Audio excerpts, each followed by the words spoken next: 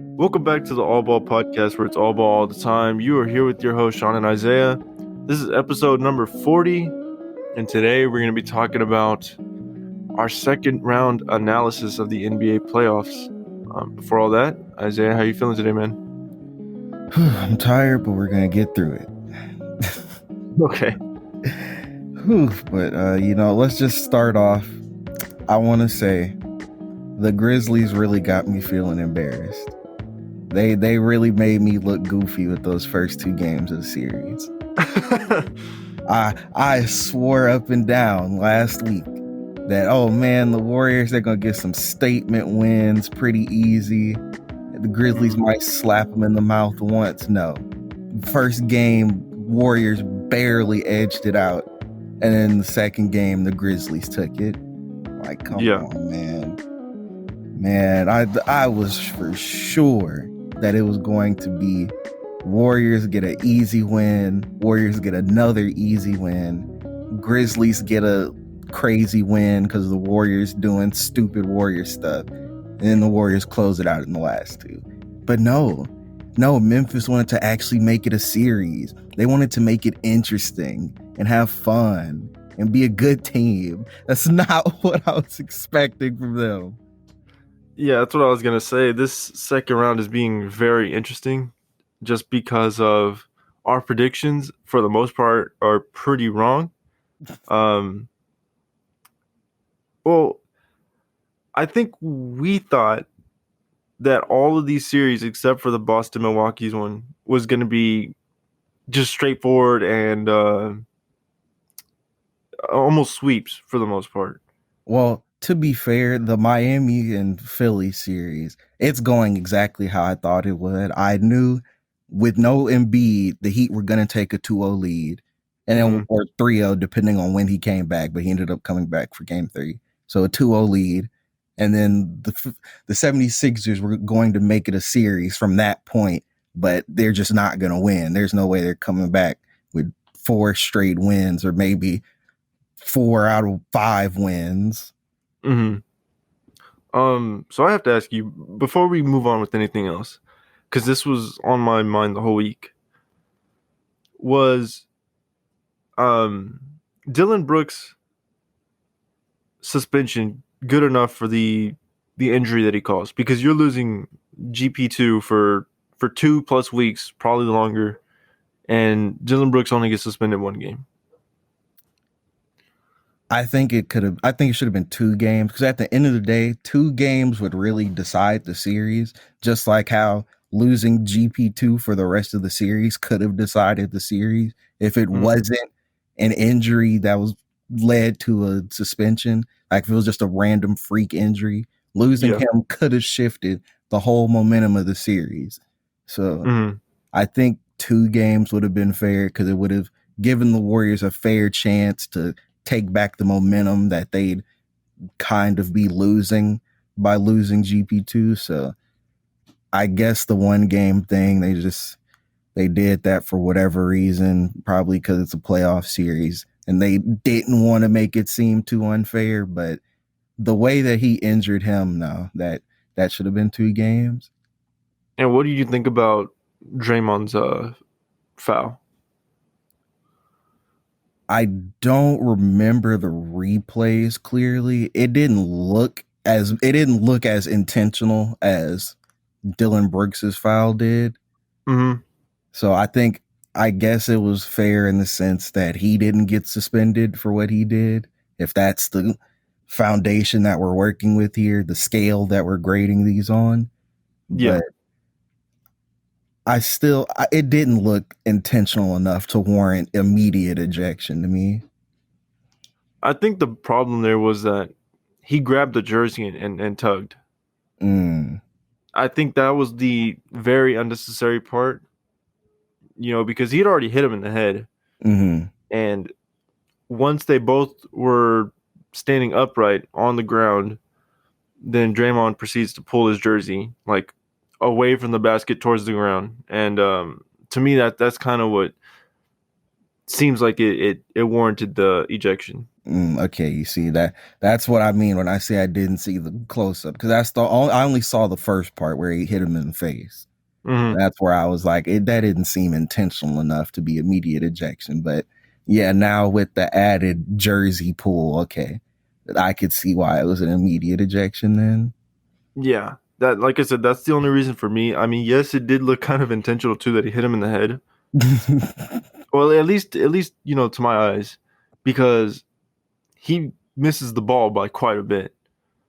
Um, but yeah, that's kind of my analysis of it. For the other series though, which which series do you think has surprised you the most?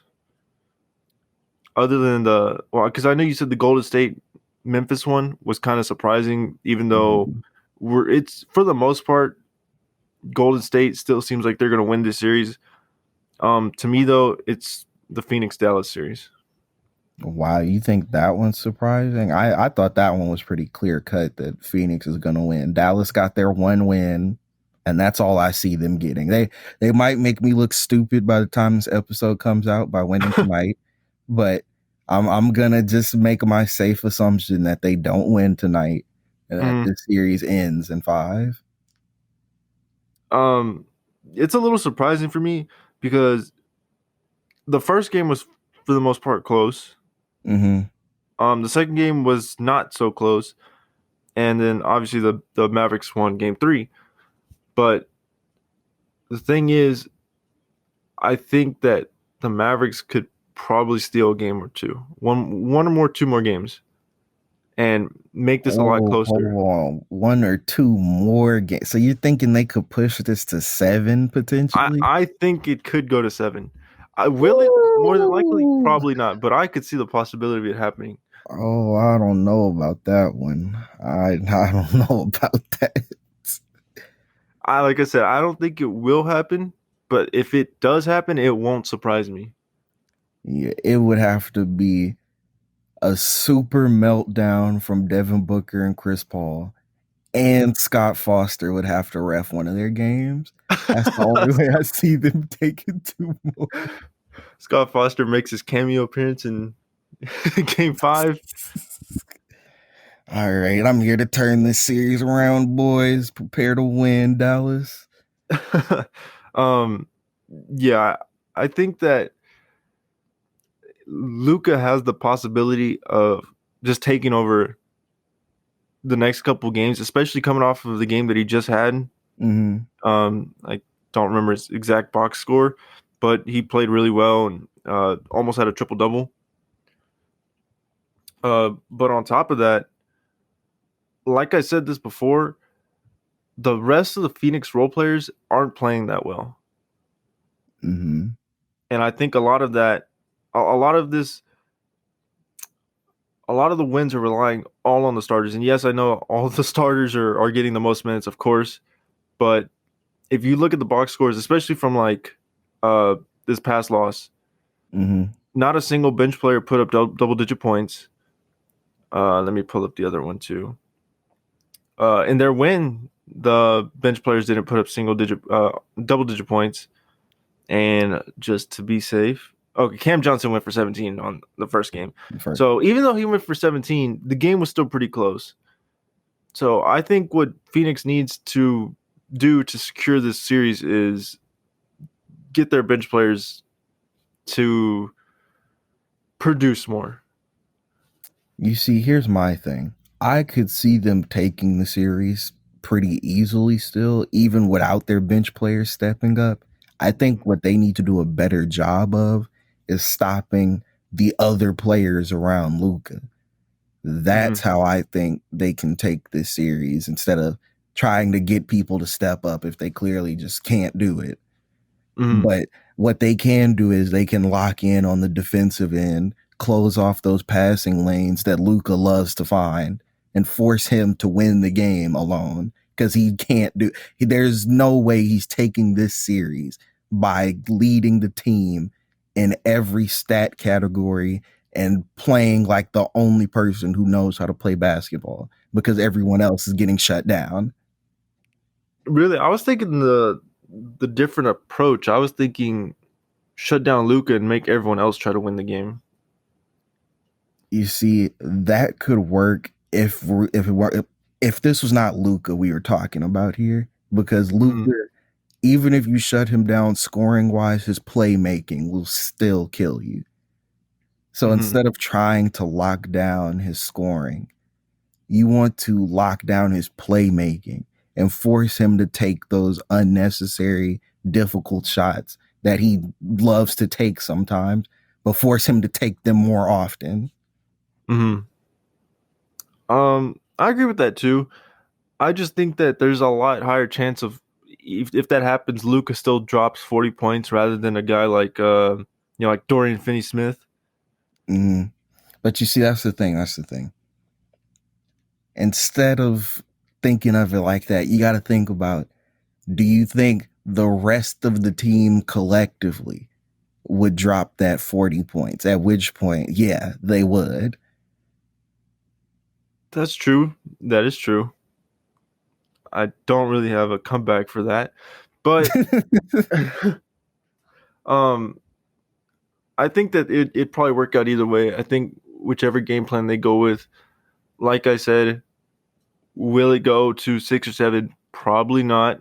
But if it does, if Luca still, finds some way to become playoff Giannis, I wouldn't be surprised.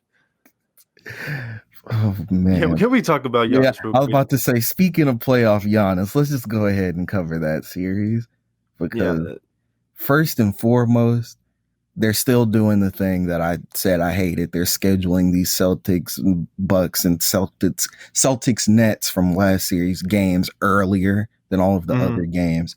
I hate that. These are consistently the most interesting games of the playoffs. Still bothers me. But moving on to the actual series, man, these have been some crazy close games. This is reminding me of that net series that they just finished. And Mm-hmm. honestly, it's reminding me of those last few games of the Bucks net series from last year, where it's a lot of close to the wire, gritty, grinded out games. I think this is the closest we'll probably get to a finals feel up until the finals. Mm-hmm.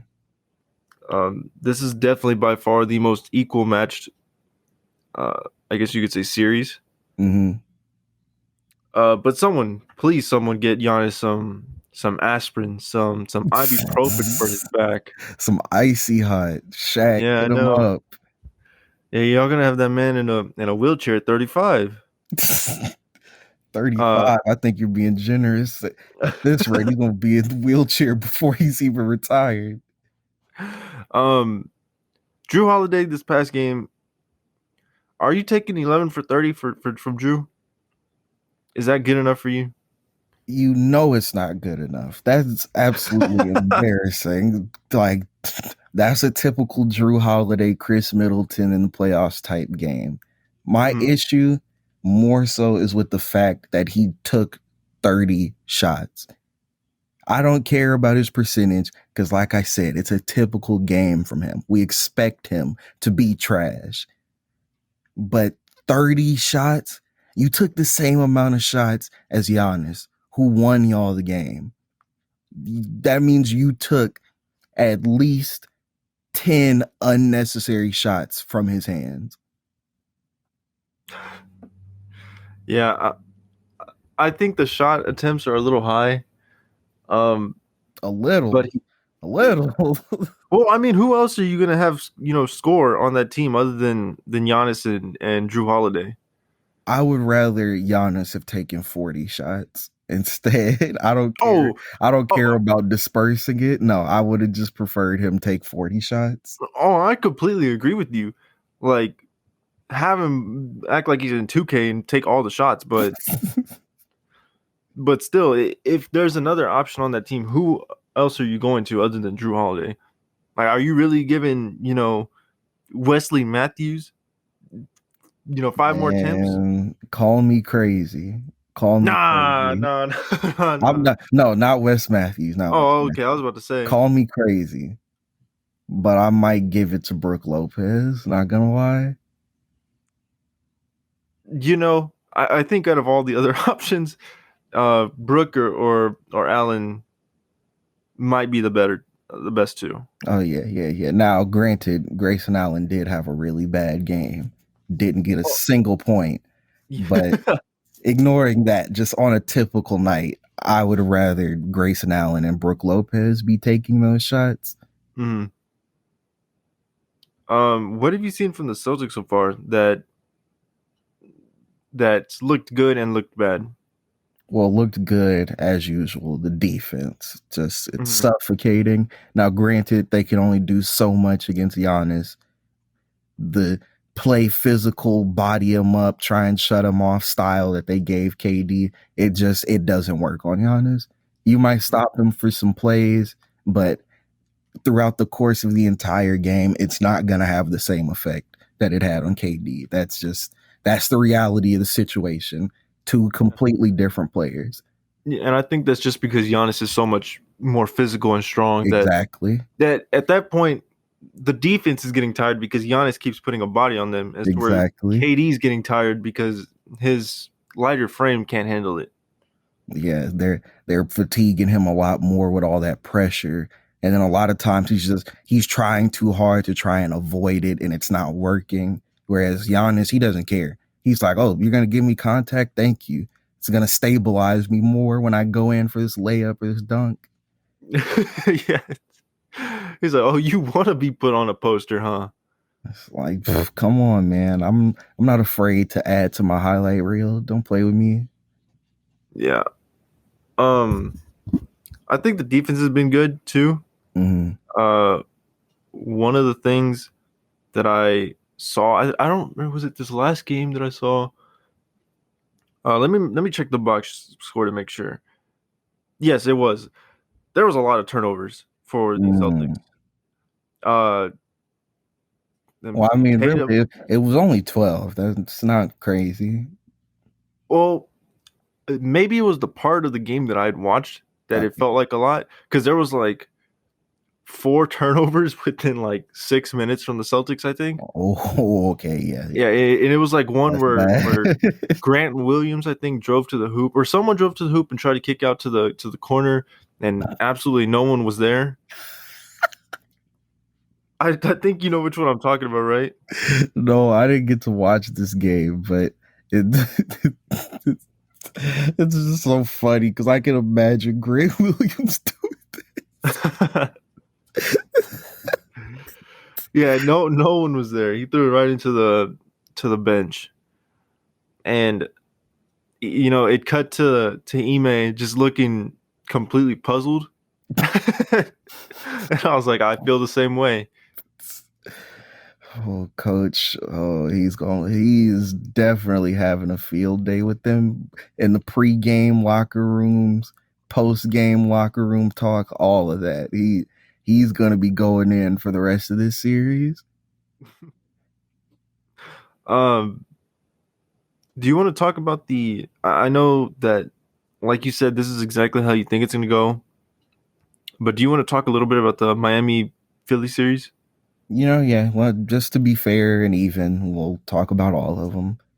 Okay. So, So, first and foremost, before you say what you want to say, I just quickly want to say this last game honestly shouldn't have gone the way it did.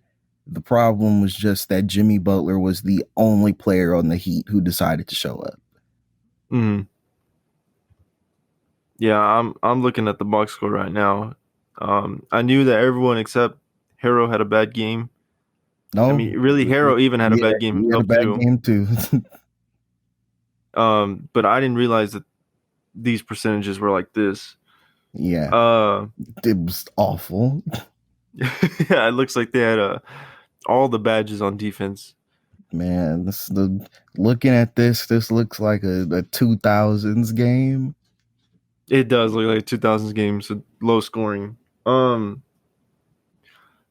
since Embiid is back, do you think that this series could be closer? I mean, yes, obviously it could be closer with, because he's back. But do you think that this, um, do you think that this actually has a chance to go Philly's way?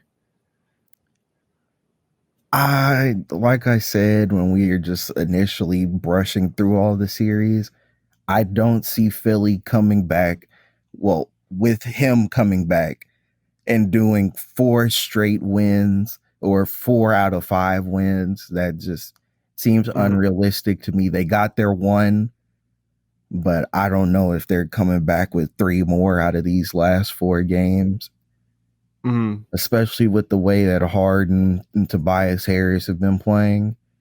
Yeah, I don't see it. Man, don't get me started on Harden again from last week. Oh man, listen. This is a every week thing as long as he's in the playoffs, because he did it here. He did it in Brooklyn. This is just who he is. In the playoffs, he forgets how to play. Do you think this is it for his? Do you think that was it for his career? Like, this is now his permanent downhill projection of his career? I don't want to say yes for certain, because I know that it's mostly due to this hamstring issue. The thing is, I don't know if this is an issue that can be resolved. So I'll say yes with the asterisk of, if this hamstring issue can be resolved, then okay, he'll recover. Yeah. Yeah, I think a lot of it depends on that too, but just thinking about how it's already been a year since that happened, it's a little scary. But yeah, was there anything else that you wanted to talk about? The games have been, like we said, pretty much up to our predictions. They've been interesting, but I feel like not a lot has happened. Yeah. So really nothing was too shocking. Everything is something that you reasonably could expect from a playoff series and from these teams left in the playoffs. So there really isn't much to talk about. Yeah. So with that being said, let's go ahead and end the podcast. If you like the episode, go ahead and like, subscribe, leave a comment down below. Isaiah, any last comments? Don't forget to share the podcast with as many people as you can. Help us out. And just enjoy. Yep. All right. See you on the next episode.